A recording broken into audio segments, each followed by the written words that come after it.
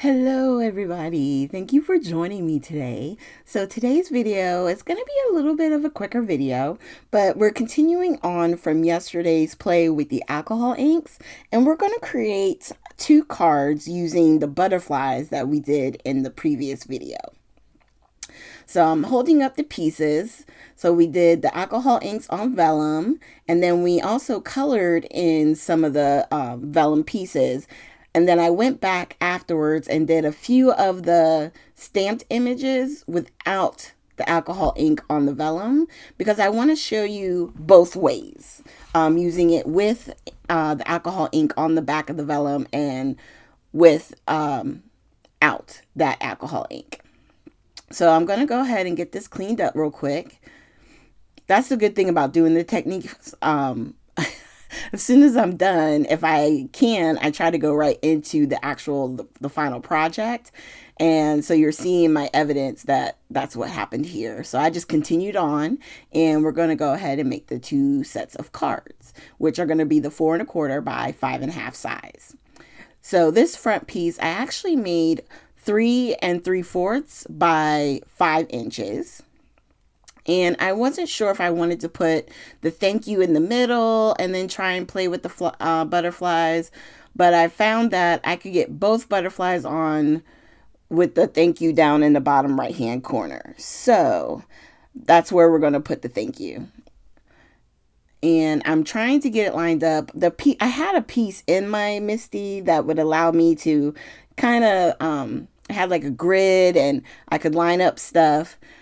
But I've lost that piece because it's super thin, so it's easy to lose. So my thank you isn't as straight as it probably could have been, but it's all right. It'll be okay. I don't think anybody getting it is going to be like, oh my God, I can't believe you didn't line up your thank you right. Like, how dare you send that to me? Oh, by the way, I'm using Glacier from Catherine Pooler as my ink. I really love that dark navy blue, and I just thought it would help tie in, with the blues that we have in not only the butterflies, but I was thinking some of the paper might have blue in it. I'm using some from, I think it's P13 or no, Craft Consortium paper, which is over there to the right, and we're going to use that for our page here. And I'm just going to tape it up. I'm going to put some of my glue. And ever since I've inked up or refilled my glue, it's been giving me a little bit of problems. I don't know what that's about, but we're going to just kind of keep pushing along and use the glue as best we can. So every once in a while, you'll see me use my pen just to kind of like help release whatever may be blocking it. All right. And then I put down the pattern paper, or the pretty paper that we're putting our little car panel down on top of is cut to 4 by 5 1/4. So that's why we have a little bit bigger of a border around the 4 edges. And then the card base itself, like I said, is 4 1/4 by 5 1/2. So that the pretty pattern paper, I just took 1/8 of an inch off. So that way it would have just a really fine border around the card edge. And then I'm using my block to kind of hold it in place and just create some pressure. And so we're going to do the next one. Now, I'm telling on myself majorly here. I'm about to do a big boo-boo. And the big boo-boo is I don't check which way my card is opening. I just grabbed it, put my card down. And then here I go to open it and I'm like, oh crap. But thank goodness for the glue. There's a win for the glue. So for the first time in real time, I literally had to save myself by peeling that off. So you guys got to witness. I ain't lying. It's true.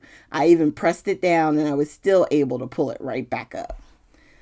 All right, so the first thing we're going to do, I'm going to use my tape gun to put a whole bunch of tape on the back of these butterflies, the vellum butterflies. If you use ATG or like double-sided tape, I notice you don't really see the adhesive that you're using to put them down. So I found that works really well. So I'm putting those down, and then I'm going to grab our, this is the pure, just the plain white vellum, and we're putting glue just in the center. So that way we can kind of lift up the wings and you get the color from the piece that's glued down to the main page. So I don't know if you can see the difference. You see the white, and then that one has color on it. So I'm just trying to show you like what it would look like. And then I'm like, you know what? It's okay. Let me go ahead and just do one card, all the white, and I'll do one card with the colored. Because it doesn't, I don't think it takes away from it. I think either way, it works really well. And they both make really pretty cards. So let's see. So that's that one. We're going to put it to the side. And then we're going to work on the next one. Again, doing the same thing with the tape to put down the colorful butterflies. And this time I decided to put the bigger one over to the right just to change it up a little bit. And then we'll do the same thing with the smaller one. And put this one down. And then we'll do the centers with the glue.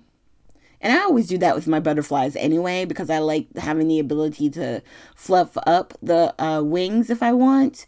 So even on my my scrapbook pages or my cards, I leave them, you know, flat. And then if I take it out or show somebody, then I, you know, fluff them up because I know I didn't glue them all the way down. Make sense?